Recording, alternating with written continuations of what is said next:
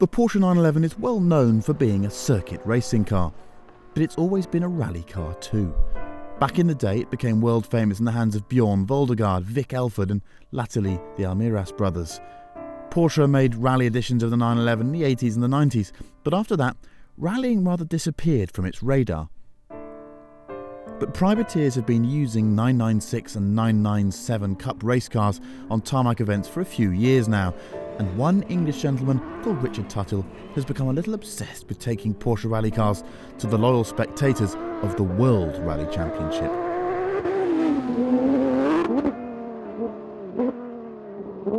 He's homologated a 997 Cup car.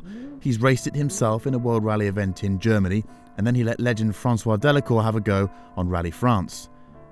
Seeing a 997 Cup car competing on asphalt is nothing new. Seeing one raised up and sitting on plush dampers ready to run on gravel certainly is. It may have under 400 horsepower with the FIA restrictor in place, but on paper this might be one of the great loose surface driving experiences. RGT was born of the FIA's desire to try and open the sport up a bit, or some other reason? Tell me. The concept was to get some exciting looking, nice sounding cars back into rallying and make it viable for non-manufacturers to get involved. Okay, and that's why you've gone down the route of buying a Cup car and adjusting it, adapting it to meet these RGT rules. And has that process been easy or difficult? Loaded question. Not as easy as I'd hoped. Quite a big job, as it turned out. I honestly imagined we'd take a Cup car, put some guards on it, fit another seat, and go rallying. Reality is now this is a fully developed rally car. We're stood in the middle of Wales with what was a Cup car, and that didn't happen overnight. Biggest adjustments to the chassis, because the powertrain's quite standard, isn't it? Absolutely, straight out of the Cup formula, if you like, and only difference is obviously some gear ratios. But the chassis is completely different. You've had to make adjustments to the cage. Yeah, I mean, we had to design a new cage to meet the WRC 2014 regulations, which takes into consideration side impact. Obviously, huge change in suspension, geometry, dampers, underguard protection, fuel tank, spare wheel fitment. You know, just the list goes on. A lot longer than I ever imagined. How much does it cost? A lot. And it's still costing. Okay. So, but no, we have to look beyond that. It's driven by passion, this project, and it will be what it will be, and then we'll have just the most wonderful car on a WRC stage. Do you think other manufacturers or other people will homologate cars of different brands to come in and compete? I mean, why isn't there an Aston Martin? Why isn't there a Ferrari or a? Do you think someone's going to try? I think, okay, we're at the very beginning of the curve, and I sincerely hope there will be other manufacturers. There's bound to be Porsches because they're fantastic and they're available and they're relatively simple to get out and about compared to other manufacturers. But no, I'm sure we'll see Astons. It'd be great to see a Ferrari. Nissan are doing very well in Spain in the national championship. So I would hope some other cars are here, but it's not down to the manufacturers, it's down to personal individuals to go and do it. And crowd response to the car, because I've always sort of felt that I wanted to see cars like this on the international rally stage and felt that the crowd would respond brilliantly to them, but I've not seen it. You've done it now, you've been in the car. Do people cheer? It's off the scale. I mean, even from the point where you're recceing in a Golf you hired from Hertz and people on the recce are stopping you because they've seen the car number on the side of the rear window saying, hey, great to see you in Germany or France or wherever it might be. It's been beyond what we could ever have expected. Clearly, we're talking about a more visceral, emotional experience here. A lot of this is about having more fun behind the wheel, but also presenting more fun and noise for people that watch the sport.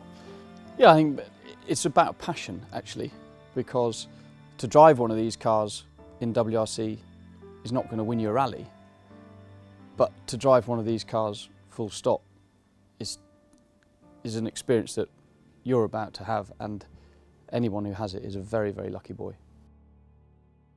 So enough talking. The weather's pretty good for a Welsh December afternoon. This is the legendary Walters Arena test stage, and the exhaust has no silencing.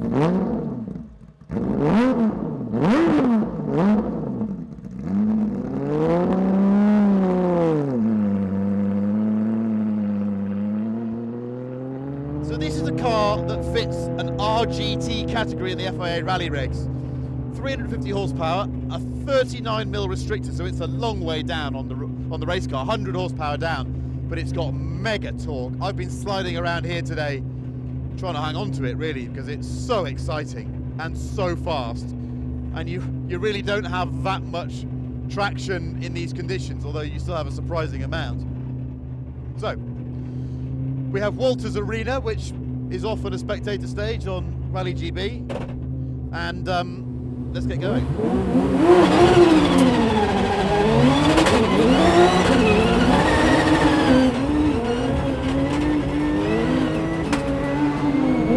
I don't think I've driven a more exciting car this year, actually. Hypercars included. This is where it's at. It's slippery as hell today. And I just feel so flipping alive in this thing.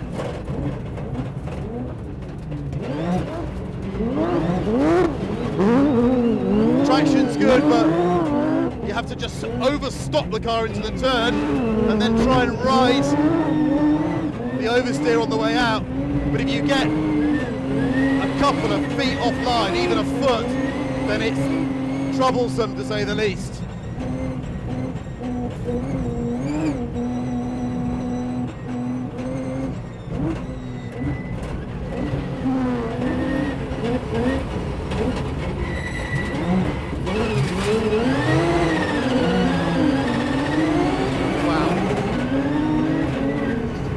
Hasn't it? You have to have your wits about you. As I said, I'm having to sort of overstop the car, and then bloody hell, it's slippery there. You just have to manage it everywhere. And when you think you're down 100 horsepower on paper, I tell you what, you don't miss it when you're actually out on the stage, because there's plenty of it here. Wow. Fourth gear, and it's still sliding, and still looking for traction.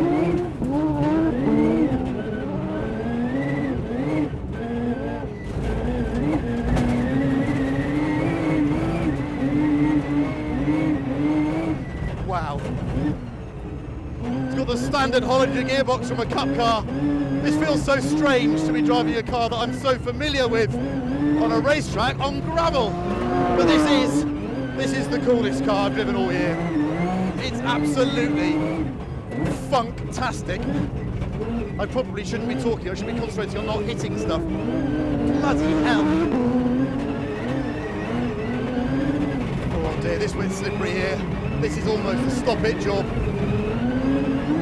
Flat on the upshift, and then just manage it.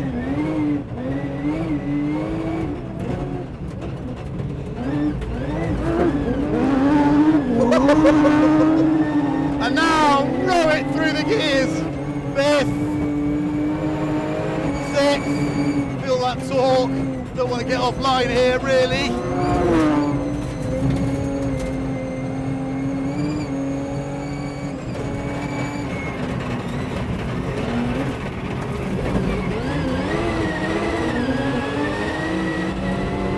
Just keep throwing more gears, but listen to it. This is what driving's all about. It's slippery along here. Sixth gear, I don't even want to look at the speedo. Plenty fast enough is the answer.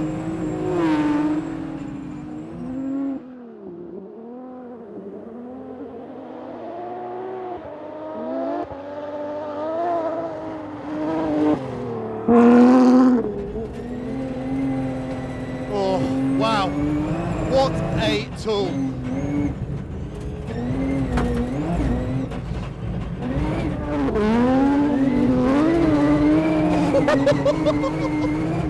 It just keeps pulling.